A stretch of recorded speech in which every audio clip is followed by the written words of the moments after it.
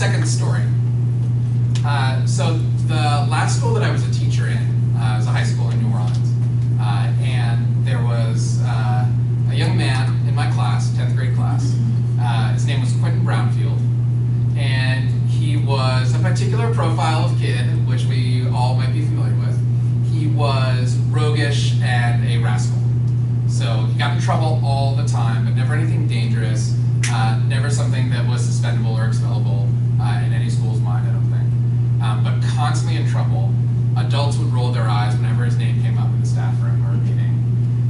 And generally did not have particularly strong staff relationships as a result of this, but was considered funny and friendly to other kids and to adults. So a kid like this will often pick one staff member to be like their friend and liaison to the rest of the group. And I happened to be this one year for Quentin. And he would inspire me to think all kinds of great things about myself. Like, I have this really good relationship with this really tough kid. It's very gratifying to my ego.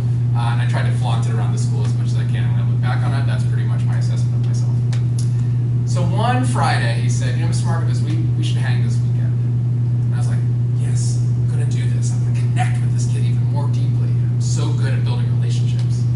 And I said, okay, why don't you tell me what you're doing this weekend, and we'll figure out a way to meet up.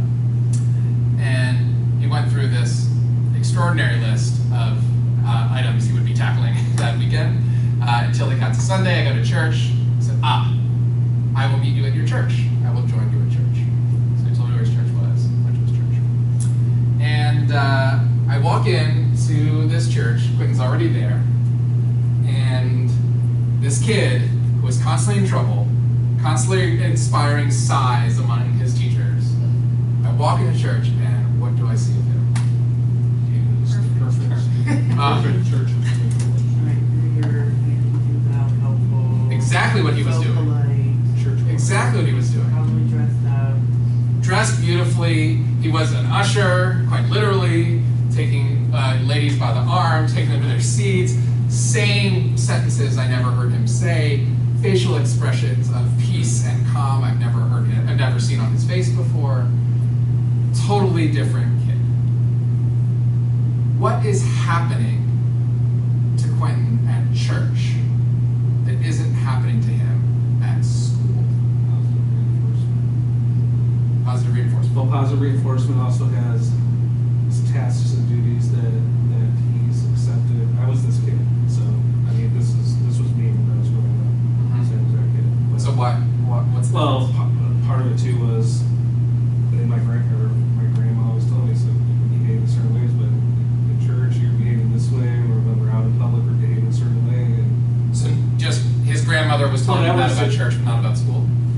Mine focused a lot in the public areas in which I was in there with them, but also too I had more positive experiences of whatever I did wasn't under a microscope compared to every single teacher looking at me saying, this is what I'm doing, this is what you're doing wrong, and things like that. While in church, I was able to do more leadership roles, which I didn't have that option before. Okay, great. Living up to expectations. And what's the difference between the expectations church and Well, school? I think that student that you spoke about is expected to be a goofball, and that's what he's going to do at school, and then he is expected to be on point at church. Why is that expectation different at church than it is at school? I think the set of values at church are established and set when you come in. They tell you the way you're supposed to act. They tell you what you're supposed to do. In school, sometimes those values are vague. Yeah. It's not that the school doesn't have values, but because it's not expressed so clearly, it doesn't really act upon kids. And we like to think people have values.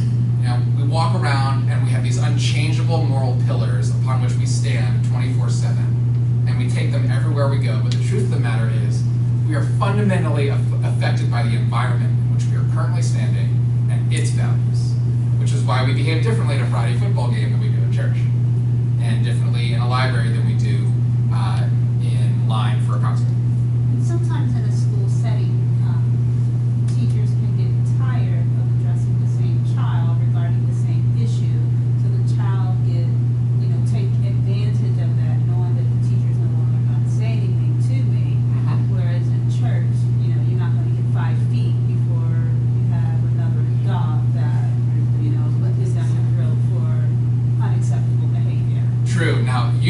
brought me to an interesting wrench I want to throw into this.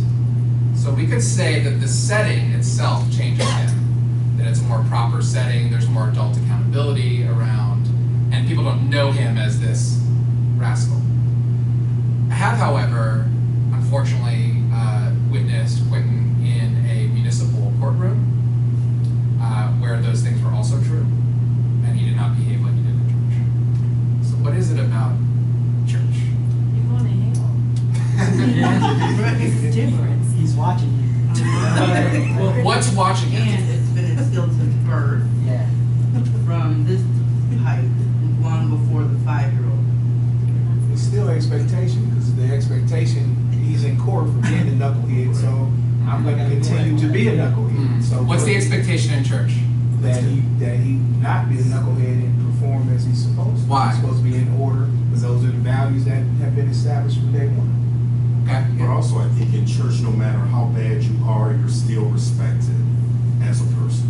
Yeah. So that could be something that reached him in church versus school. What do we talk about in church? I know we talk about lots of things, but generally, what do we imagine that his church is talking about and telling him? How to love and how to forgive and have second chances. But somebody hit on this earlier too, and then you hit on the school and then the municipal. It's all a connection of the church. The church has that support structure of many people in there that have known him for a long time and have supported him and have given him feedback and have responded to him in positive ways, but also corrected him in positive ways as well. While your school is saying that you're the teacher that's taking him under his wing while everyone else is rolling your eyes and doing that. Same thing with the municipal court. Well, here's another kid that's in here. So what should the school do if it was taking a lesson from his church? It should incorporate the same values when it comes to having that vision of this is how we're treating all of our students, regardless if they're knucklehead or not. This is the way that we have the vision, we're communicating, this is the way we're speaking to them, and then we have that common front, not letting them, not saying letting them slide on things, but being proactive rather than reactive, teaching them the ways of the expectations of the school, just like those 25 adults in that church are working together in that brotherhood or sisterhood to work for these kids and saying these are the expectations of the church. Lots of adult modeling. So they're seeing how to behave. Yeah. Adults are taking themselves seriously as models there too, right? So when we talk about gangs, we recognize the importance of membership and shared identity and pride to a strong culture anywhere, including a school. And we see this in schools that have strong cultures, right? Kids proudly wear the gear. They talk about being, in my case, a wildcat and what that means for their life, right? They positively identify with the membership of the group. And because that group protects them physically and emotionally and lets them feel like part of something bigger than themselves. What we learn from church is that those values can't just be specific. They have to be inspiring. They have to be about something extremely positive. And kids actually have to see evidence of that all around them. They have to see the adults positively inspired by it. They have to see a record of that inspiration having led to good things for the people who came before them. Right? That church had been a positive force in Quentin's family for generations. School, not so much. So it's not just that it's clear how we behave. It's not just that it's good how we behave. It's that we're behaving this way for all these really deep and inspiring reasons. So it's not just about membership. Culture is about aspiration. So when I talk about building a school culture, I don't really want to say you got to build a gang in a church, but I think that's actually probably the right formula. When we design the right school culture, we're designing a gang in a church. So this brings me to the working definition of culture that I think is most useful for us. And you can feel free to either copy this down, write it in your own words, write down a couple words that are meaningful to you. But Tim, could I ask you to read this out loud, please? Our working definition of culture, a pattern of values, beliefs, and expectations shared by a group's members that powerfully shapes the behaviors of individuals within the group. Keywords for me here: beliefs, behaviors. If you have one without the other, you don't have something that's as lasting as a culture. If you ask for the behaviors without the beliefs behind them, you've got something that won't last more than a week. Think about every time you've told kids a rule in school and haven't told them why. Think of how many times you've told adults to do something in a school and haven't told them why. How long will that last?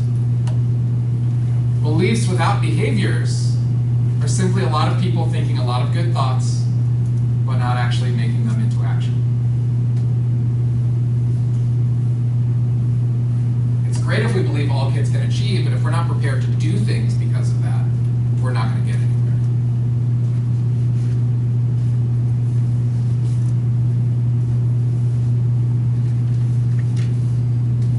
So let's talk about the process by which we can actually build this.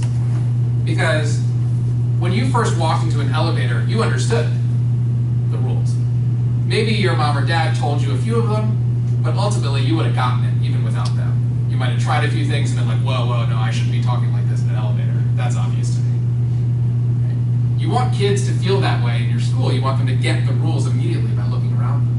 But you have to design what they are first. I don't know if somebody ever did that for an elevator, but they might have. Whatever it may be for an elevator or a supermarket, you have to design it for your school. Nobody but you can do it. So let's take the lens of the classroom first, because I think it's small, it's a nice little capsule. We can see how we can change a classroom. We probably all had that experience. So I'm going to show you a teacher. This is a teacher that I've worked with.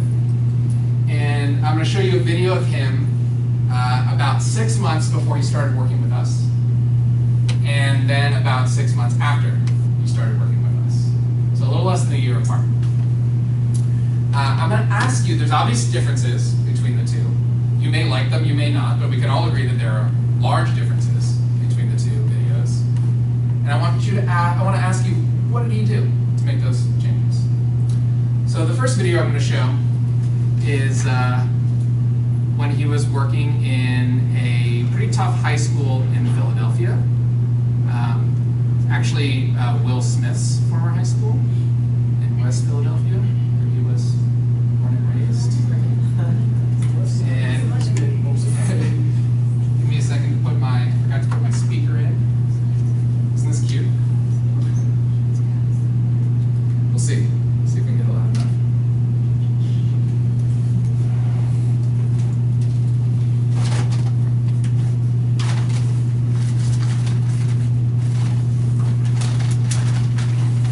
All right, first video, and I forgot to tell you, these videos start at the exact same moment in class. So the second bell has rung, meaning the one that's supposed to start the class, not end the one before.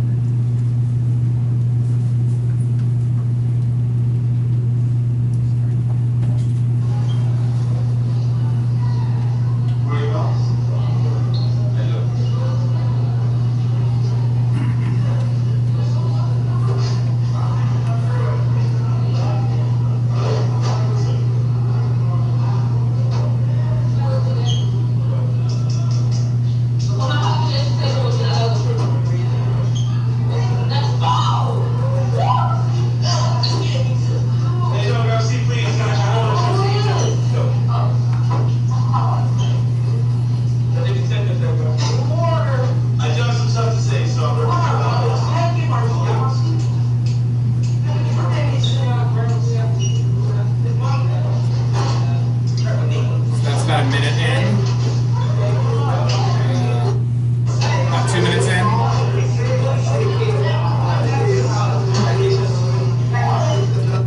About 3 minutes in.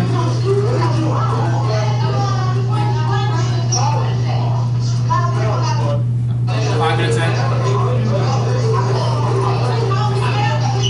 Okay, you generally get the picture. All right, so remember the question I'm going to ask you. The question I'm going to ask you is, what is the difference between the two, and how did he change it? So this is a year later, same moment in class.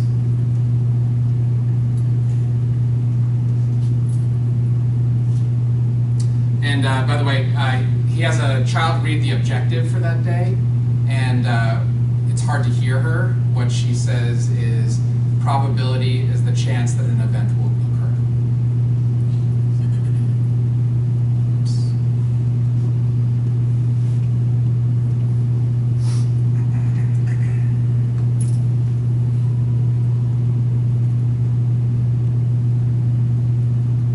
Pardon me.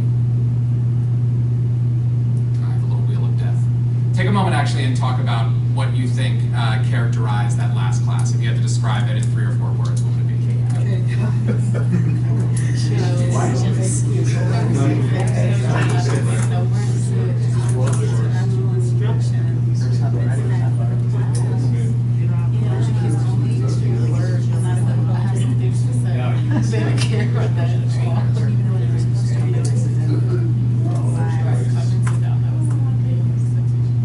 Is this the same school, second hand?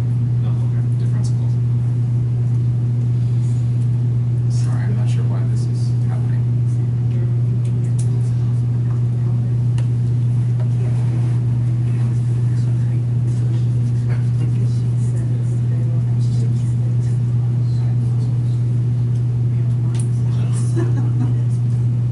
Okay, I'm gonna find it actually online and show it to you. Actually, just take a moment and talk about what you would do if that were your classroom or your teacher, what advice you would give them. Go.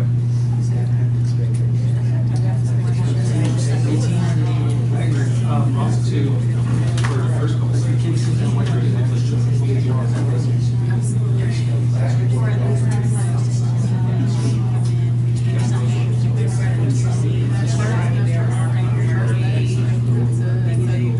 so some kind of fear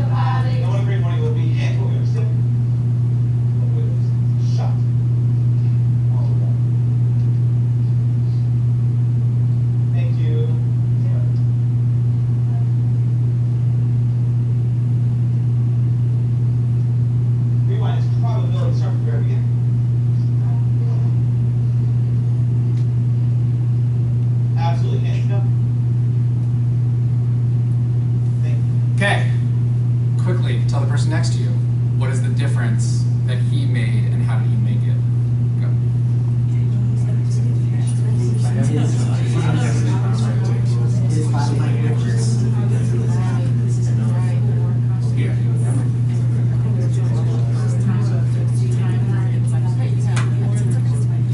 Yeah, but even his enthusiasm.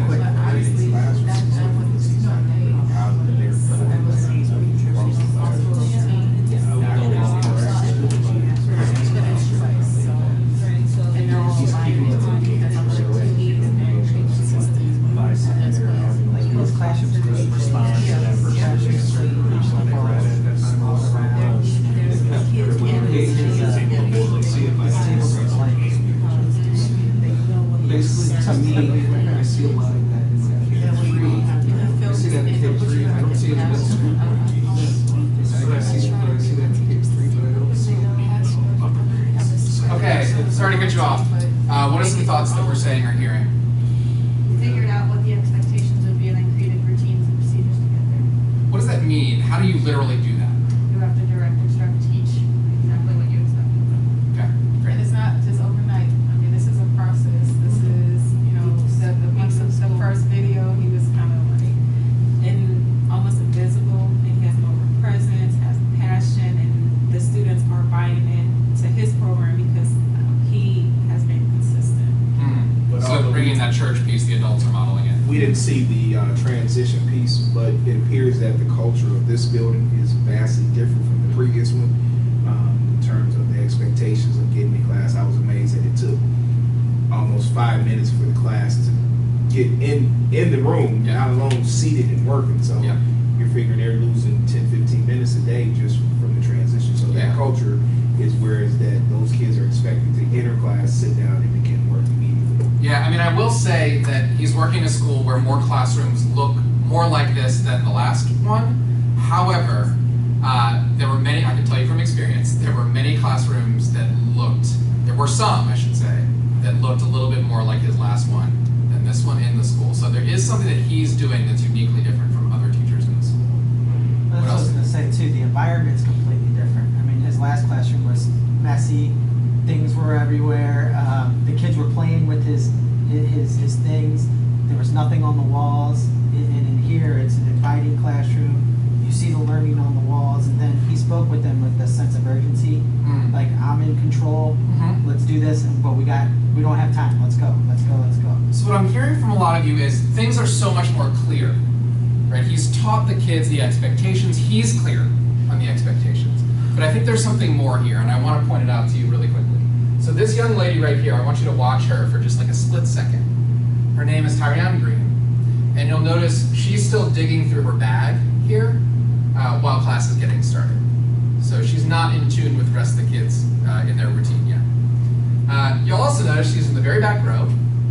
And he's over to stage left, and she's in the center. She's about as free to be unseen as she could be. I'll actually posit, he does not see her doing this.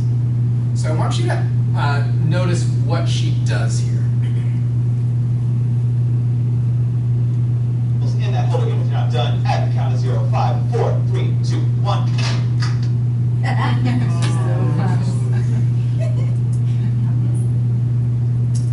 Why did she do that? Habit, routine. She wants to be doing what she should be. She wants to be doing what she should be. She was actually semi-apologetic that she was still catching up to the routine. Now, I heard you mention you've seen this with K to 3. Yeah. Explain more.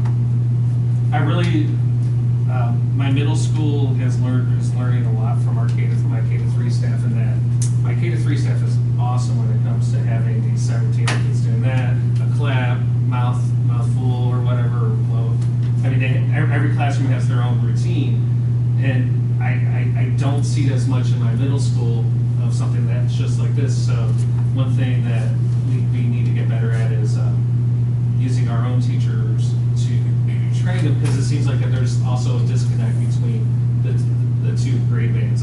K-3, 6 to 8, they like, we don't want to deal with kindergartners and like all these 8th graders. Yeah, that's so. true. In any like system of grades, Yeah. we treat the youngest grades like they're infants and the oldest grades like they're like college grads, or Yeah. regardless of whether it's like 5th grade or Exactly. yeah. But interestingly, right, this is a group of 9th graders. In many cases, they're overage for their grade. So there's 17-year-olds in this room. Tyrion is actually 16. They're being asked to do routines that they could very easily say are for babies. Yeah. Right? And they've lived a life too. They're in this class, like the first class we saw was an advanced physics course, if you can believe that. This is a remedial math course where the kid has to be corrected on pronouncing the word probability. Not only does it know what it means. Right? So I guess the question is, yeah, we could teach routines. We could have our middle school teachers and our high school teachers do the stuff that elementary school teachers do.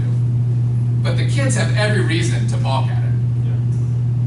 So why, in this case, do they not only not balk at it, but they go out of their way to observe it? They bought into it. For however way they bought into the system, it's not only through the school-wide vision, but also this man, Mr. Pollock's vision of what he did and that connection he had with his students. Great. So when we talked about the literal work that he did, being to clarify his expectation to teach them, that's not all, right? What else did he have to clarify? Talk to the person next to you for about a minute. Go.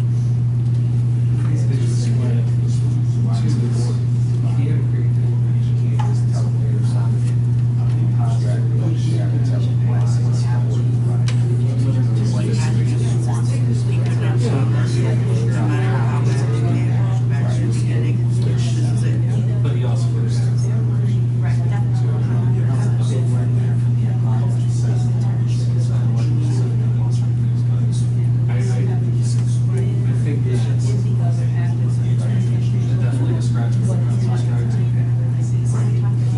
he had a great question when we started class meetings. I don't think anybody would otherwise just Yeah. teacher, just like not just like a person. School, Yeah. I would say we're generally 22, 30. Okay, very sorry to cut you off. I'm hearing a lot of folks really focus on one thing, which is the why, right? He has to think of the reason why he's asking for all these routines. That's exactly right. So if he's going to achieve this here, what he has to be able to say at the get-go when he teaches it isn't just, all right, class, at the beginning of class, I'm going to go, and I want you all to do this, and then wait for me to call on somebody to read the objective. Let's practice. He can't just do it like that. He has to say, all right, class, I want to be really clear with you. We're behind the game here, but we can get ahead. And we're all going to believe that about each other here. Because we have exactly 4 years to get ready for college. And that's where your dreams can come true. That's where you can make $1 million more over the course of your life than you would otherwise. That's why I'm going to call you Tulane to think about a college here. When we're focused, we're going to be thinking about college. So you can get ready for that, but to do that, we got to use time extremely well. So what's really important for me and for us when we do that is for me to be able to get your attention whenever I need it and not have to wait too long for it, because any minute we miss could keep us from achieving that prize. So one way we're going to do that, just to get started at the beginning of class, I'm going to clap my hands like this. And when I do, I want everybody to immediately show me that they're ready to roll by clapping with me and showing me their hands, that they're not working on anything else. They're focused up here in class so we can get started right away. You might even find it fun, but it's my way of making sure that we're all ready to start and waste no time. Sound good? Let's practice. What's the difference between that and just teaching routine without an explanation? Purpose.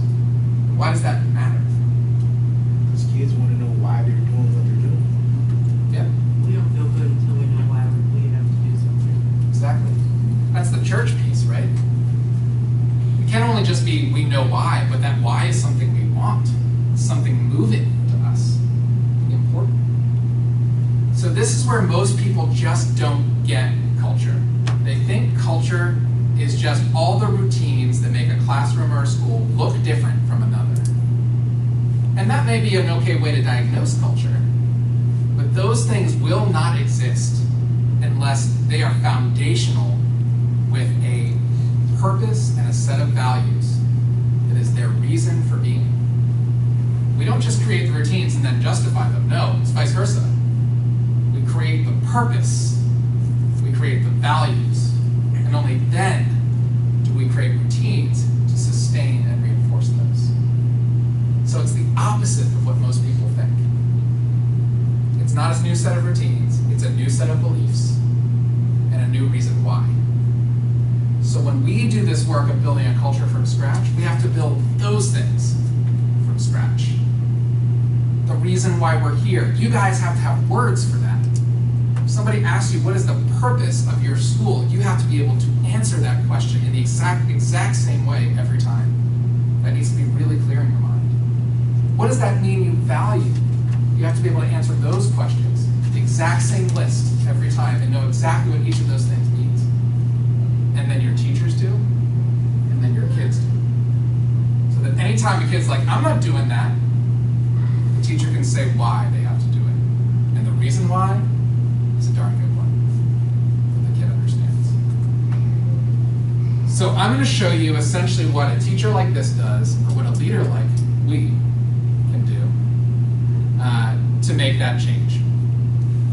And this is where you can start using the outer pages of your guide, your handout. The specifics here, I'm going to ask you to take notes, or you can take notes in these setting a vision boxes. But then the very next page is where I will do some workshopping with you. You're going to be flipping back and forth between these, and I'll let you know where to do it. You're going to be workshopping a case in real time of your own school. So, as I mentioned, we have to know the reason why we're setting a vision. That's the fundamental part.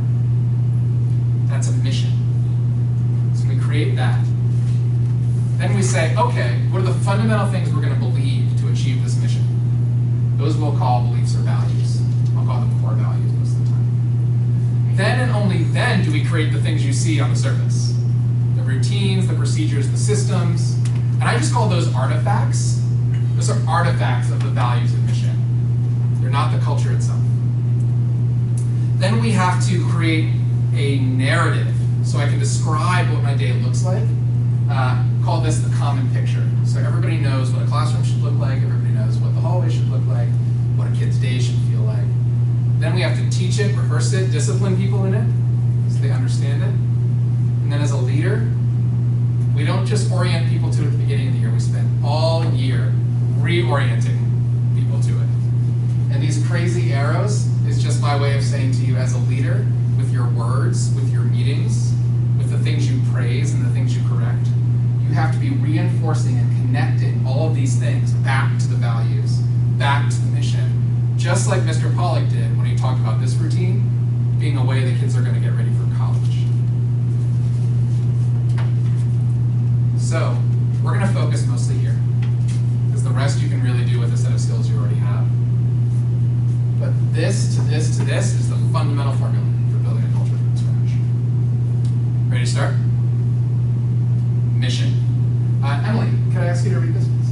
Admit you have a mission for leading your team. If you didn't, you probably wouldn't be here in this room or at your school. There's nothing that happens on your team that shouldn't move students one step closer to your mission. Write it down and swear yourself to law. Great. So I'm going to use the case study of the school that I started to do this. This is the mission that we use at our very first school, Sci Academy. That's the school you saw a video of there. Carlisha, is that right? Yes. Would you mind reading this? Is that Sci? Sci Academy, Okay, yeah. Sci Academy prepares all scholars for college success, equipped with the passion and tools to begin innovative and world-changing pursuits. Okay. What do you notice about this mission that may be different to you from other missions you've seen?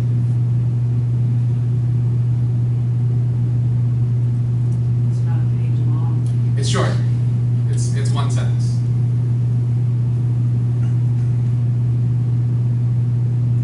It's more than just preparing for college or work. Yeah, it's something beyond the school format.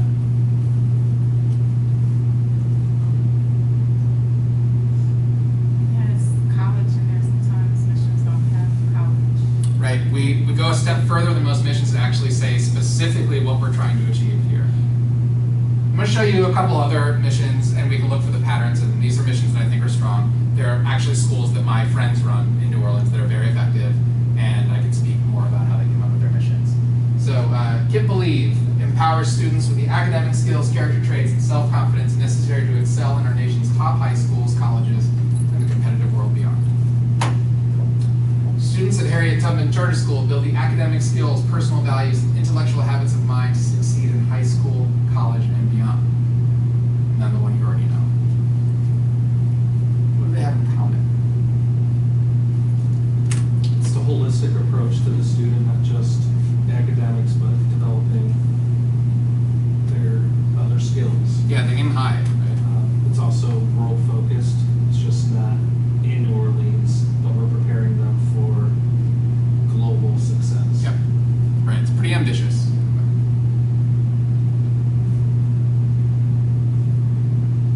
No one's in danger of ever achieving this too early and not knowing where to go, right? It's pretty ambitious stuff. Everyone's included. Explain. All of them talk about how every student is going to achieve this. You know, and sometimes mission statements, it just says this is what the school's going to do, but this includes everybody. Everybody's going to have the opportunity to get this at this school. So very clearly, let me add something to your statement. It talks about what the students will achieve, not what the school is going to do. Not what the teachers are going to be like. Right? The high school I went to said a lot in their mission, it was multiple pages, and said a lot in their mission about we strive to build a staff of lifelong learners. I'm thinking, that's nice, but that's not going to be helpful unless it gets the students somewhere. So let's pare it down to just that. If it helps to have staff that plan to live, only learn for half their lives, and they're going to meanwhile get kids ready for college, that's okay too. Because it's about the kids. These are all about the kids and what they will achieve. Anything else stand out? Even within those three, the Harriet Tubman Charter School is still the most student focused because it's talking about the students. The other ones say what the school will do for the students, Yes. but I'm drawn to Right. that part It of starts that with one. the students, yeah. Right. Agreed. And it's an excellent school. That was a turnaround school that's doing a lot better than many schools that were not turned around, that started from scratch.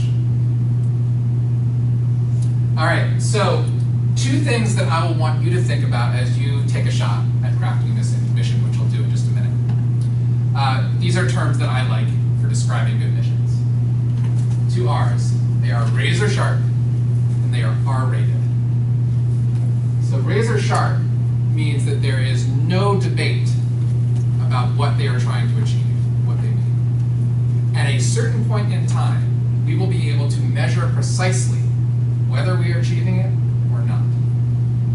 So let me be clear about what that doesn't mean. It means our school will build an environment where kids can achieve their dreams. It's going to be very hard to assess how we're doing at that. Kids' definition of their dreams might be different from yours, from their parents. If you're going to succeed with a mission like that, you have to spend a ton of time getting on the same page about what dreams are and what they're not. You'll notice in the case of all these 3, it's college. College is the ultimate metric, and success in college is the ultimate metric. So that's very, very clear. I've seen ones where somebody was running an English language arts department in an elementary school, and their mission was, by the end of 8th grade, our students will read like 10th graders. That's razor sharp. Very, very clear. Here's the goal you must all hit. What it also happens to be is R-rated, which is my fun way of saying really crazy ambitious. In fact, so ambitious that the people outside your organization will probably think it's impossible.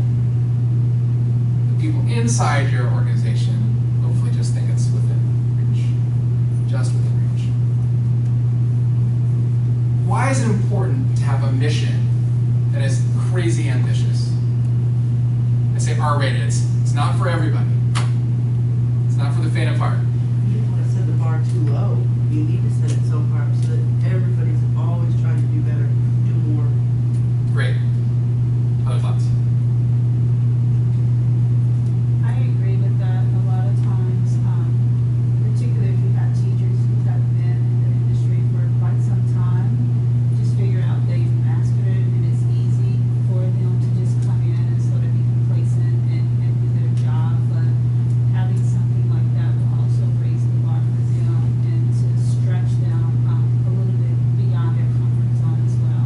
Absolutely, right? So it allows people to really, really strive. I'm sort of in the middle, and it's not that I don't have high expectations, but you don't want to set it too high because you may risk failure. Yes. You want to be realistic in terms of where you set that bar. Sure. But if we're going to choose to be more ambitious, the more ambitious side of realistic, than the less ambitious side of realistic, why would we choose ambition over non-ambition? We've got that it'll help people strive, right? They'll be striving. It's like telling somebody to run your fastest rather than just run faster. Helps. I think the key is to choose your language wisely. That way there's no infinites or absolutes, and it can be defined child by child. Also true. What does the ambition and the aspiration remind us of from earlier in our talk?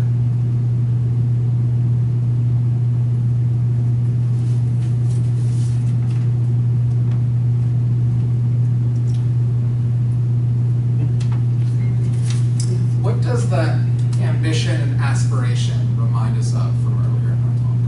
Is that the Nike and that blue? That? I was actually thinking about church Yeah, the church. specifically. Right? So it matters that church is aiming high. It matters that when you go to church, you're hearing people talk about what it means to be a true human being at their best. Right? It's inspiring, it's aspiring.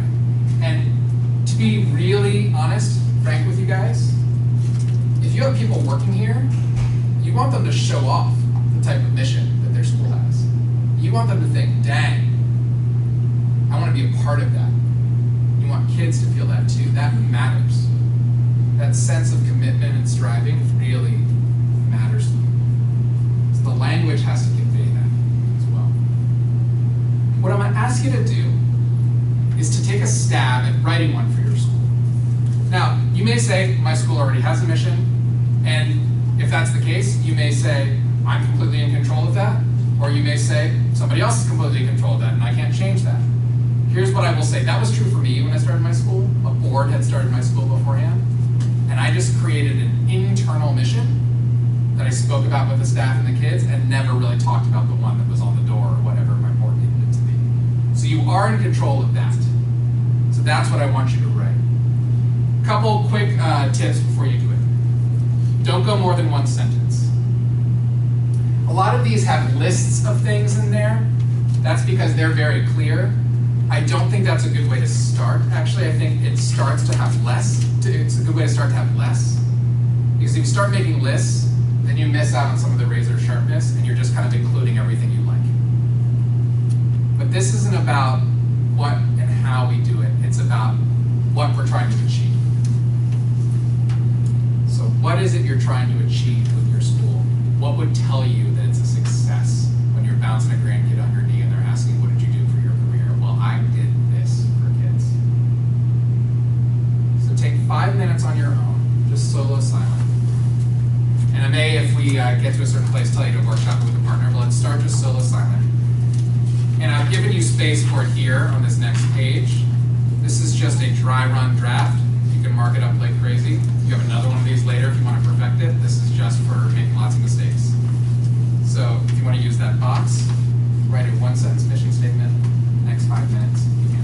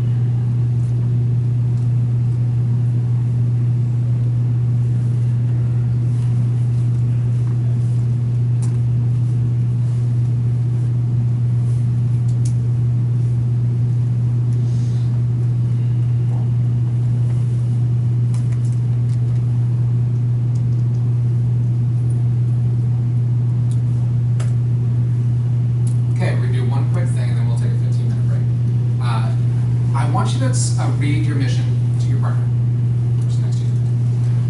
And I want the two of you to determine one thing together. If it's 10 years from now, could you calculate mission achievement as a percentage?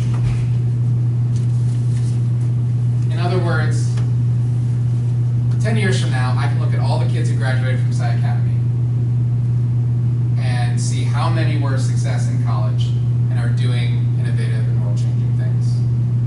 I could list all of them, count them up, put them as a numerator over total students served, and get a percentage.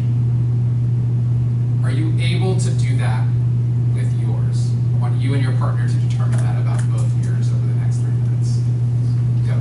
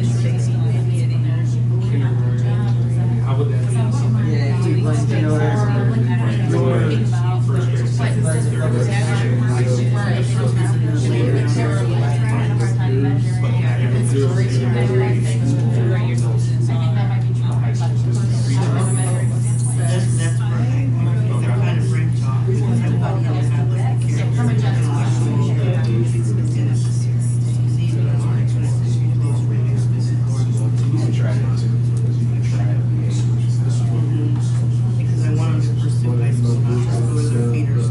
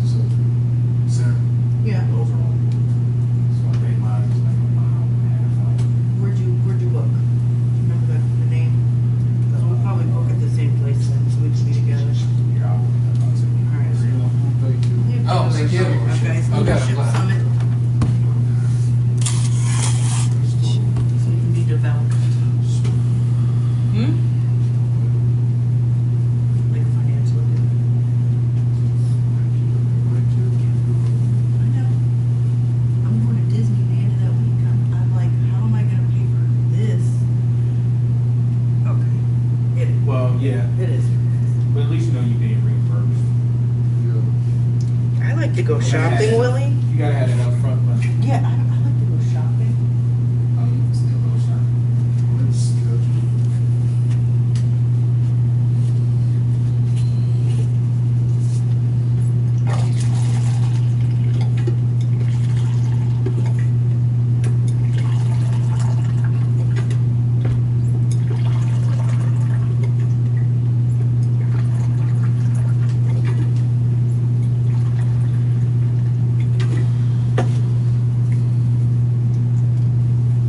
Oh, there's no sugar. And I just poured this for no reason. Great. Take it back.